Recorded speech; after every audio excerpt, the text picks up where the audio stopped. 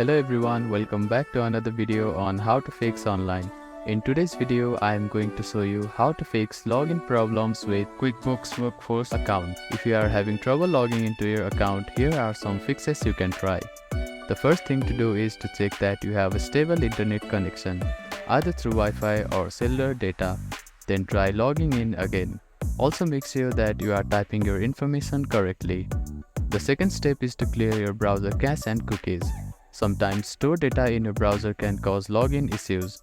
To do this, open your browser and click on the three dots at the bottom right corner. Then find the History button. After clicking on the History button, you can find the Delete Browsing Data button. Click on it, then select the time range as all time. Now click on Delete Browsing Data and confirm it once again. After that, your browser cache and cookies will be cleared. Then simply try logging in again. You can also try updating your browser. Open your App Store or Play Store and search for your browser. Check if there are any updates available for the application. You will see an update button. Tap on it to download the latest version of it. If the issue still persists, try accessing the login page using a different web browser or device. I hope these fixes helped you to get logged into your account.